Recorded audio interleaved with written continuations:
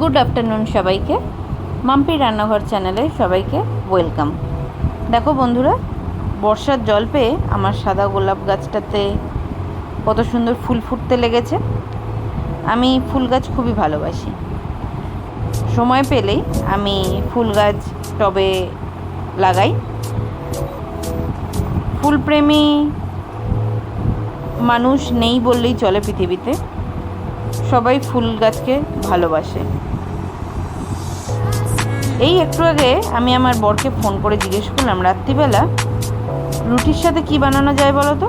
ও বলল, গ্রেভি করে ডিম আলুর ঝোল করে ফেলো। ব্যাস, যেই বলা সেই কাজ শুরু। ডিম আর আলু, আমি প্রথমে আলুগুলোকে কেটে খোসা ছাড়িয়ে জলে ধুয়ে নিয়েছিলাম, আর একটা প্রেসার কুকারের মধ্যে আলু আর ডিমগুলো সব বয়েল করতে দিয়ে দিচ্ছি প্রথমে। ব্যাস, গ্যাসে বস করে দেওয়ার পরেই আমি ভাবলাম যে তাহলে এই ফাঁকেতে পেঁয়াজ আদা রসুনটা পেস্ট করে নিই। আর তার সাথে ছেলে মেয়েকেও আমি পড়তে বস করে দিয়েছিলাম। দেখুন, পেঁয়াজ আদা রসুনটা আমি পেস্ট করে নিচ্ছি। ব্যাস, আমার পেস্ট হয়ে গেছে। এবারে ডিমগুলো সেদ্ধ হয়ে যাওয়ার পরে খোসা ছাড়িয়ে নিয়ে নিলাম।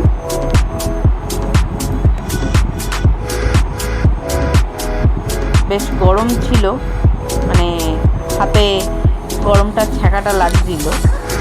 কী করব, যাই হোক, আস্তে আস্তে ঠান্ডা জল দিয়ে ডিমের খোসাগুলোকে আস্তে আস্তে সব ছাড়িয়ে নিলাম।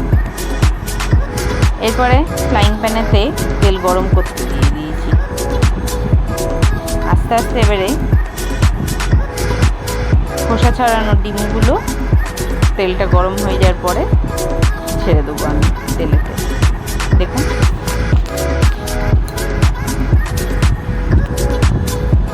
ব্যাস, তেলটা হালকা গরম হয়ে যাওয়ার সাথে সাথে আমি ডিম আর ডিমগুলো প্রথমে আগে ভেজে নেব, তারপরে আলুগুলোকে দেবো। ডিমগুলো আস্তে আস্তে এপিট ওপিট করে ভেজে নিচ্ছি প্রথমে। আমরা এখন 4 জনই আছি বাড়িতে। আমার শ্বশুর শাশুড়ি আমার গেছে ননদের বাড়িতে, তো 4 জনের মতনই এখন রান্না হচ্ছে।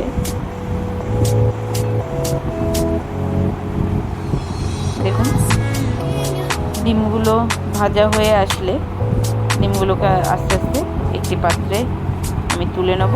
তারপরে আস্তে আস্তে আলুগুলোকে দিয়ে দেবো তেলেতে। ডিমগুলো আমার প্রায় ভাজা হয়েই এসেছে। আমি আস্তে আস্তে এবারে ডিমগুলোকে তুলে নিচ্ছি একটি পাত্রে।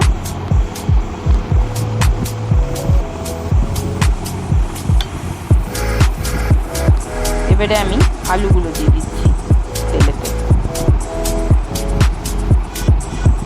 বয়েল করে রাখলে একদিক দিয়ে সুবিধা, যে বেশিক্ষণ আপনাকে আবার আলুগুলো সেদ্ধ করার জন্য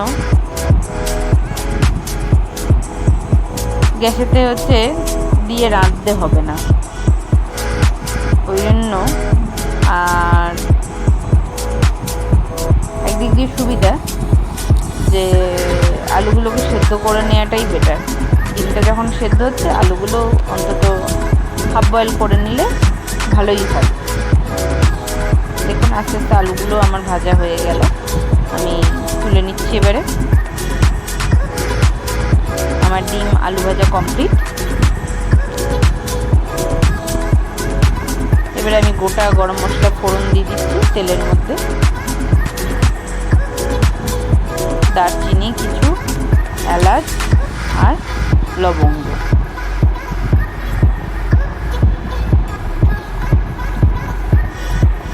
আর সাথে দিয়ে দিচ্ছি একটু 5 ফোড়ন। এবার আস্তে আস্তে আমি মশলাগুলোকে ভেজে নেব।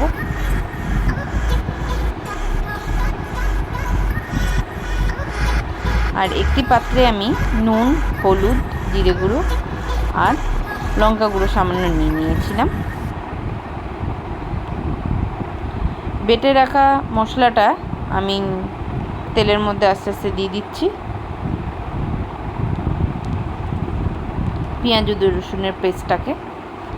এবার আস্তে আস্তে এটাকে আমি নাড়িয়ে নেব। তেলের মধ্যে হালকা ভেজে নেওয়ার পরে আমি গুঁড়ো মশলাগুলোকে অ্যাড করব।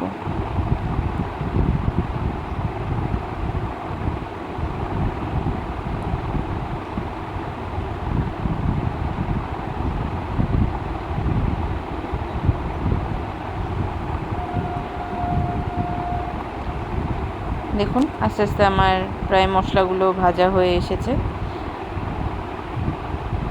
আমি কিছুটা আরেকটু তেল অ্যাড করতে বাধ্য হলাম, যেহেতু মশলাগুলো প্রায় ফ্রাইং প্যানের গায়েতে লেগে যাওয়ার মতো অবস্থা হয়ে গেছিলো।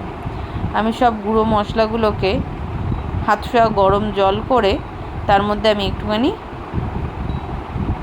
মিক্সিং করে নিয়ে আমি রেডি করে নেবো এটাকে। দেখুন সব হলুদ গুঁড়ো, লঙ্কা গুঁড়ো, জিরে গুঁড়ো আর নুনটাকে একটি বাটির মধ্যে নিয়ে আমি গুলিয়ে নিচ্ছি। ব্যাস এখানেতে ভাজা হয়ে এসেছে। পেঁয়াজ আর রসুনের পেস্টটা দেওয়ার সাথে সাথে আমি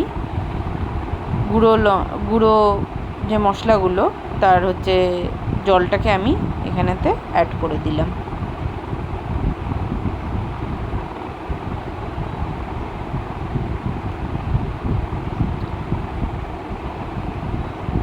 এবারে গ্যাসের ফ্লেমটাকে আমি বাড়িয়ে দিচ্ছি। এতক্ষণ যেহেতু মশলা কষছিলাম ওই সময় একটুখানি লো ফ্লেমেতেই দিয়ে রাখাটা ভালো। আমি একটু টমেটো সস অ্যাড করছি এখানে, যেহেতু আমার এই সময় হাতের কাছে আমি টমেটো পাইনি, তো কি করব, বাড়িতে টমেটো সস ছিল সেটাকেই অ্যাড করে নিলাম।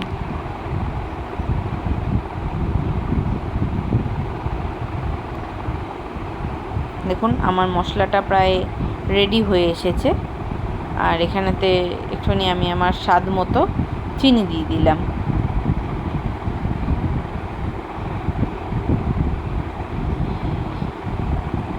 এবারে মশলাটা পেস্টটা ফুটে আসার পরে আমি আস্তে আস্তে ভেজে রাখা ডিম আলুগুলোকে ঝোলের মধ্যে এবারে ছাড়তে লাগবো।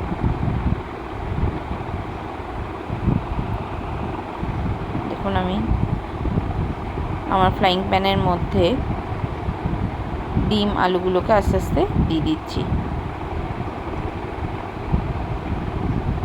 দিয়ে আস্তে আস্তে নাড়িয়ে নেব, যাতে ডিম আর আলুগুলোর গায়ে মশলাটা ভালোভাবে লেগে যায়। সেটাই করছি আমি এখানে।